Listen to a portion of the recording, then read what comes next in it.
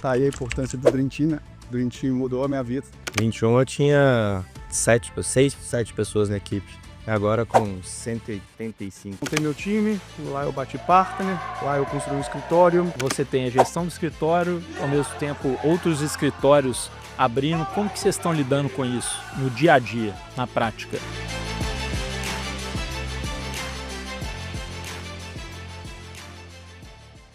Fala, turma!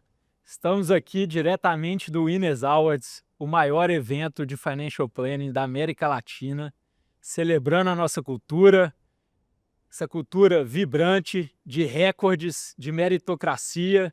E hoje eu vou entrevistar dois líderes que são grande exemplo aqui na companhia, dois líderes que formaram estruturas super relevantes em praças diferentes.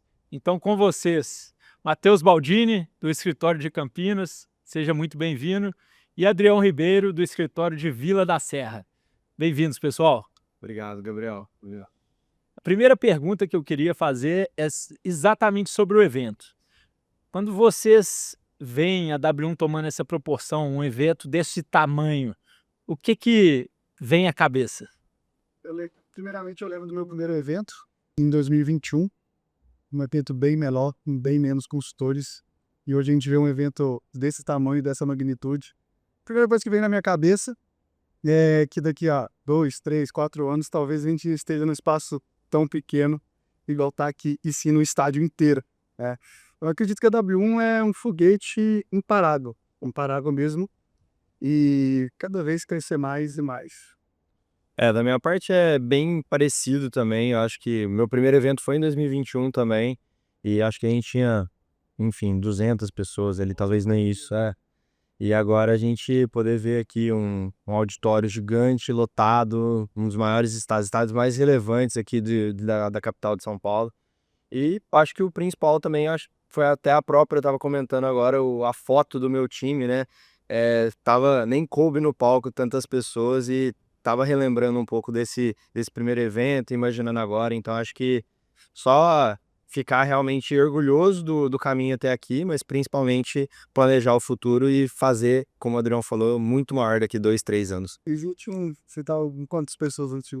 21 eu tinha 6, 7 pessoas na equipe. Agora com 185. Mas espera um pouquinho que essa é a próxima pergunta.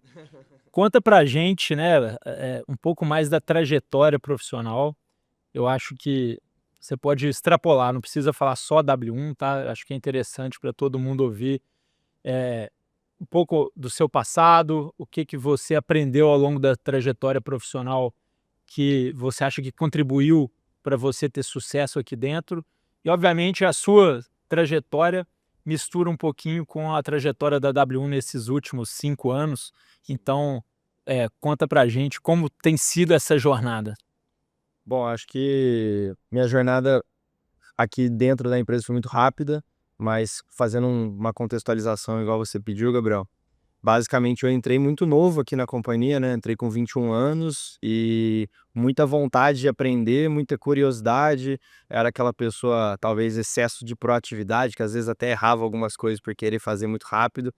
E eu tinha uma breve experiência prévia, que foi um estágio no banco e depois um outro trabalho muito breve também numa empresa privada do setor de energia elétrica. E as coisas acabaram encaminhando para eu conhecer a W1 através de uma grande amiga minha que me convidou para um primeiro bate-papo, uma primeira entrevista, e as coisas fluíram muito bem. E aqui dentro é o que eu sempre falo, eu acho que o principal que eu quis fazer foi entrar de cabeça no negócio, basicamente fazer acontecer, ouvir muito os meus gestores, os conselhos, aprender com quem já tinha errado algumas vezes e tentei replicar da melhor forma possível desde que eu entrei, com muito foco, determinação, fazendo todo dia, muito do que o Robert Hyde falou hoje, de realmente insistência ali, de não ser uma corrida de 100 metros, mas sim vários e vários ciclos olímpicos, no caso dele, que pra gente são vários e vários anos de constância aí, tentando fazer a mesma coisa todos os dias. Bom, formei em 2014, no mesmo ano eu fui para Rondônia, trabalhei em Rondônia como coordenador técnico.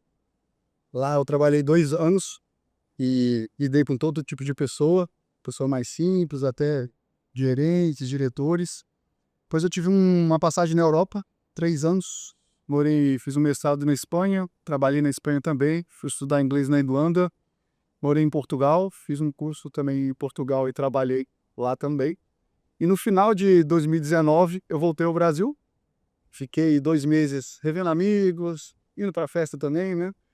E depois do carnaval, e comecei a pleitear alguns cargos, alguns trainings. E entrou a pandemia, começou a pandemia, lockdown. E um amigo meu da época da universidade, da época da faculdade, me chamou para trabalhar na W1. Tá aí a importância do Dream Team, né? Dream Team mudou a minha vida. Comecei a trabalhar na W1 de forma remota.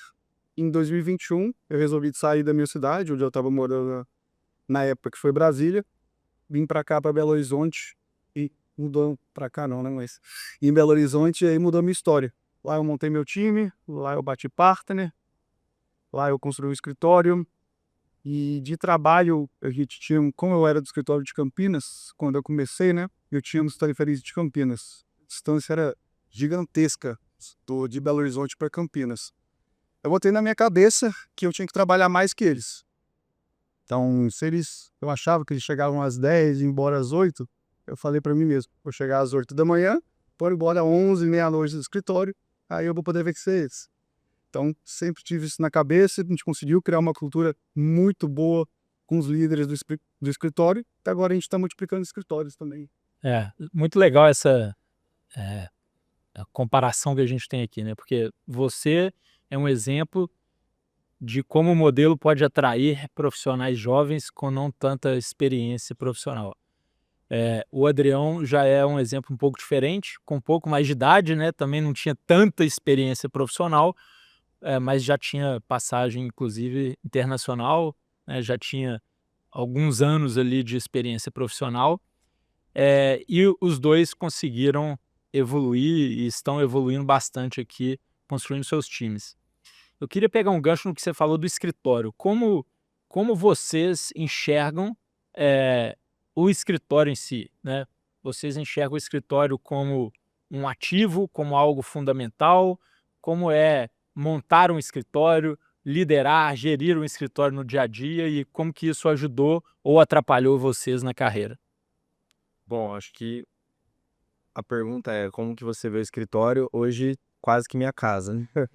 Mas tirando essa brincadeira, porque realmente a gente passa muito tempo lá e eu sou muito fã do presencial, eu não consigo trabalhar de casa. Inclusive, uma curiosidade, eu não consigo realmente trabalhar de casa, que hoje eu não tenho nenhuma escrivaninha, uma mesa, porque eu desfoco muito em casa. Já tive, já tentei e eu percebi que não dava certo. Então, se eu tiver que fazer alguma reunião, eu vou estar do escritório com certeza.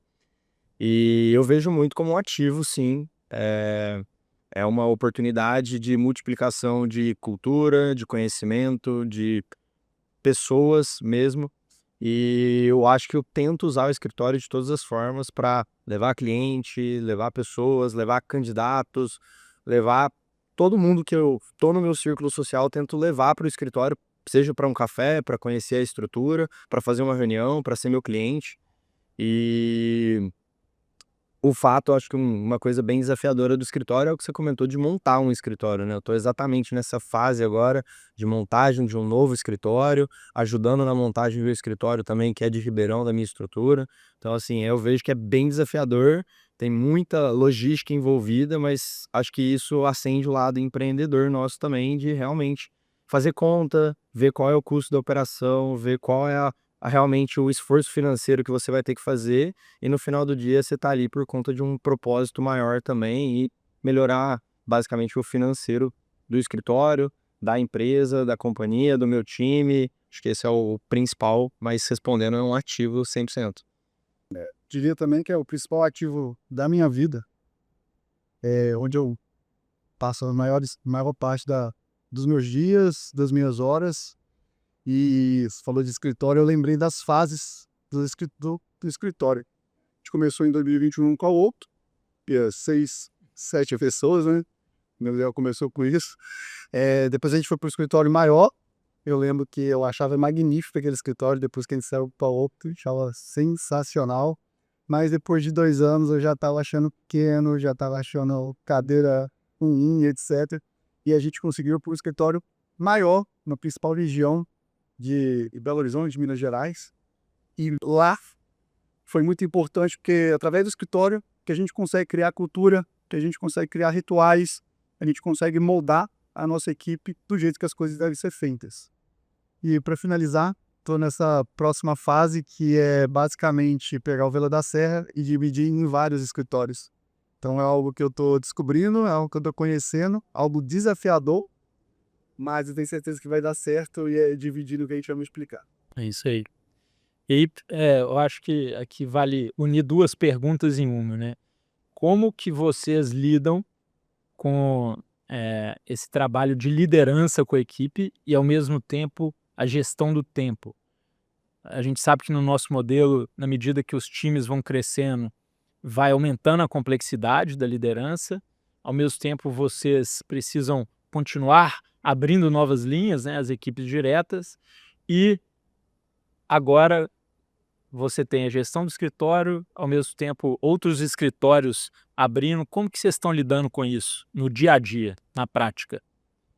É desafiador, sem dúvida, é o que você falou, vão acumulando os pratinhos ali, a liderança vai trazendo novos desafios, sem dúvida, mas acho que a palavra principal, a gestão de agenda. Hoje eu olho, minha agenda fica aberta 24 horas por dia, eu tô sempre olhando ela, sempre remanejando compromissos, sempre priorizando o que é mais ou menos importante, e hoje no momento que eu tô, o que é mais importante é a minha equipe, meu escritório.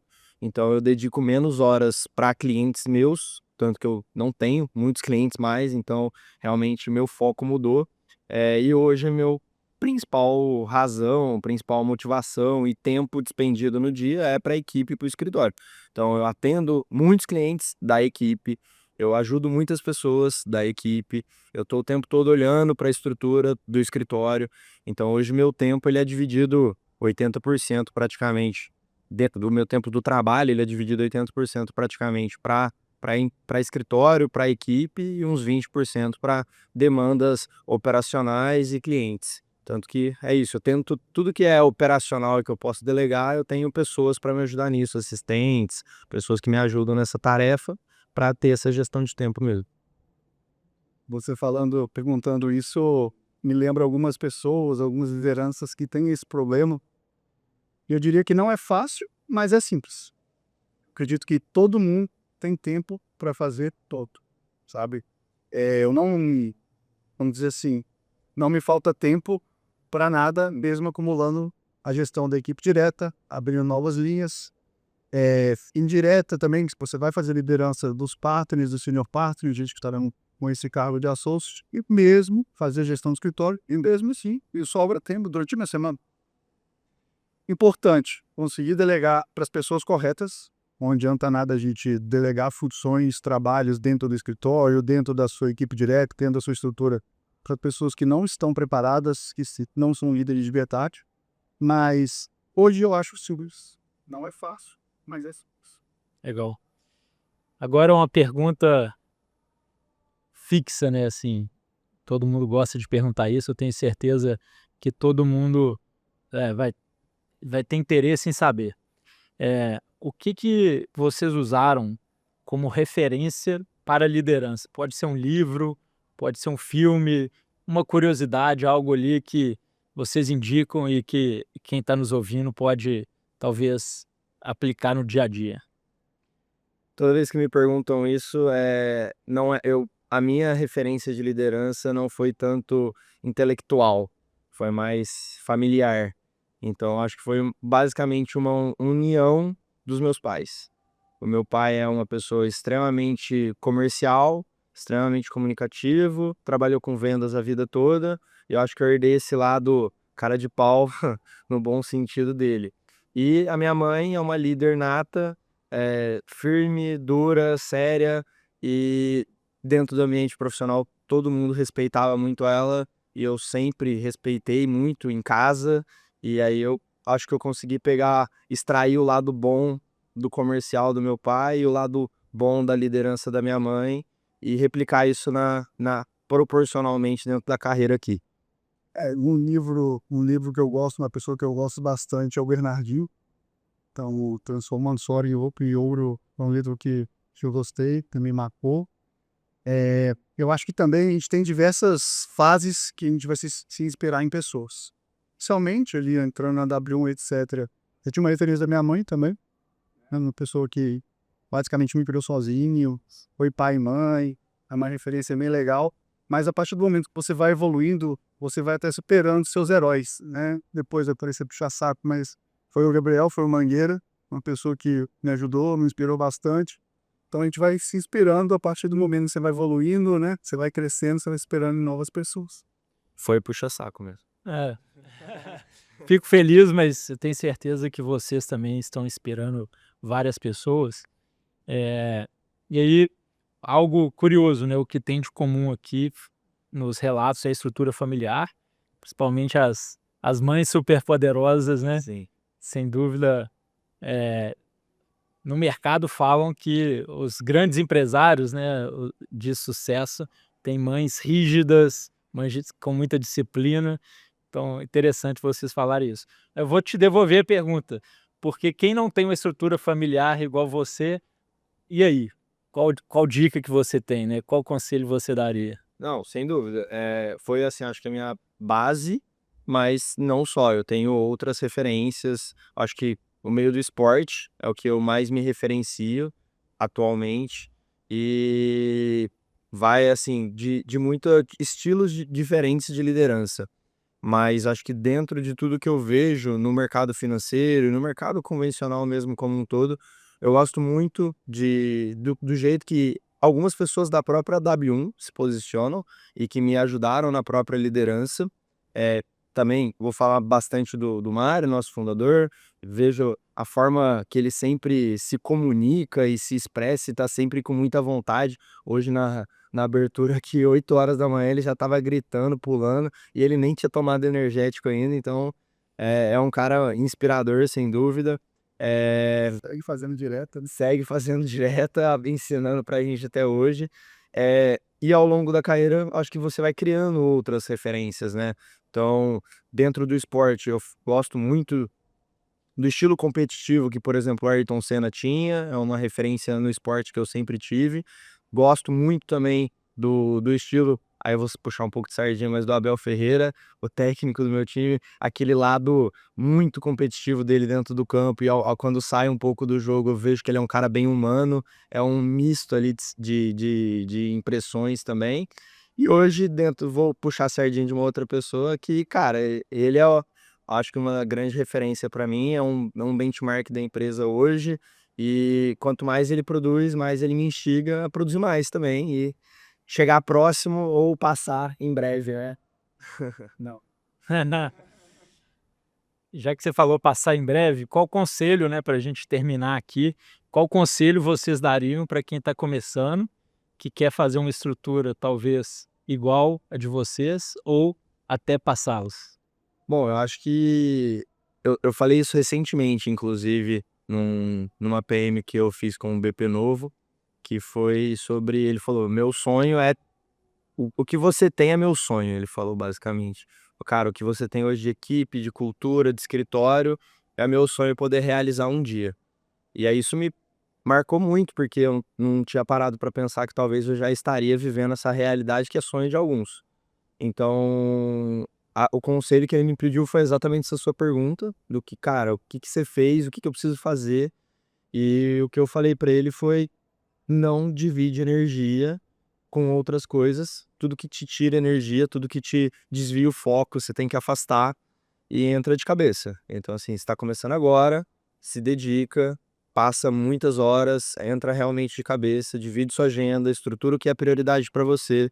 E se você quer que aqui seja prioridade, isso tem que refletir em tempo, em horas investidas, em dinheiro investido, em tudo, realmente. Então, acho que o meu principal conselho é dedicação 100%, escritório regularmente e visão de longo prazo, que é isso que vai fazer você chegar onde você quiser.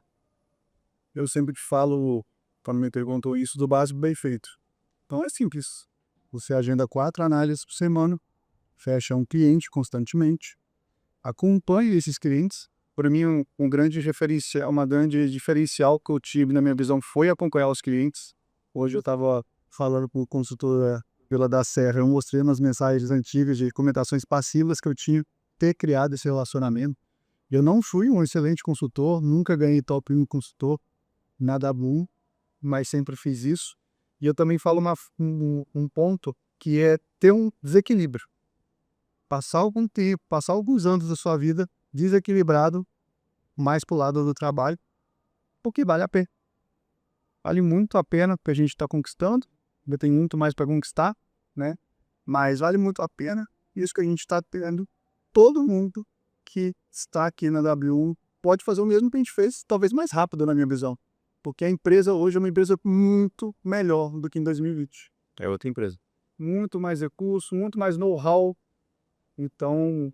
Mais exemplos, né? Mais exemplos. E vou fugir um pouco do script aqui, mas já que você falou de sonhos, né?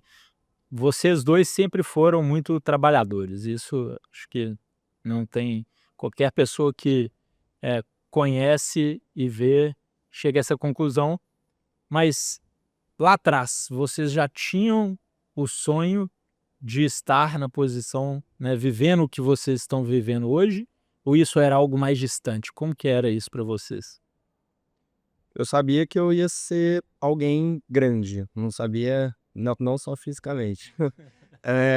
Mas não sabia aonde exatamente, mas eu sempre tive comigo que eu queria mexer ponteiro em algum lugar que eu tivesse. Mas, assim, falar pra você que no dia do meu onboarding eu falei, pô, daqui 6 anos eu vou ser uma referência pra empresa, vou ter uma equipe grande. Eu confesso que não, mas isso eu fui percebendo um sentimento de dono muito rápido, que as pessoas confiavam em mim, que eu tinha credibilidade nessa área, que as pessoas paravam pra perguntar coisas pra mim. E aí isso eu comecei a falar, ó, é possível, tem como. E fui aos poucos movendo e mexendo esses ponteiros para realmente chegar onde eu estou. Mas é isso, acho que tá realmente muito no começo, tem muita coisa pela frente ainda. E vamos embora. Eu entrei em Night 2020, não entendia muito bem, não conhecia muito bem, gostava do mercado financeiro, estudava, tudo mais. Quando eu comecei a fazer meus primeiros clientes, eu vi um propósito dentro de mim, assim, de realmente transformar a vida dessas pessoas, mas não imaginava onde eu estaria hoje. Por volta de outubro de 2020, eu comecei a conversar muito com o Matão para a gente mudar de cidade, vamos para Belo Horizonte, nossos amigos estão lá a gente pode crescer, lá a gente pode crescer. Então, quando eu saí de Brasília e fui para Belo Horizonte em janeiro de 21, eu comecei a enxergar isso. Eu podia ir longe, que eu podia ter um escritório grande, ter muito sucesso, e hoje expandir Minas Gerais e no Brasil como um todo também. Legal. Bom, turma, vamos precisar finalizar, infelizmente. O evento está recomeçando. Espero que tenham gostado dessa aula aqui de liderança, de exemplo, e que os dois continuem sendo surpreendidos com seus sonhos. Muito obrigado. Obrigado, Gabriel. Obrigado pela oportunidade. Obrigado. Valeu. Valeu.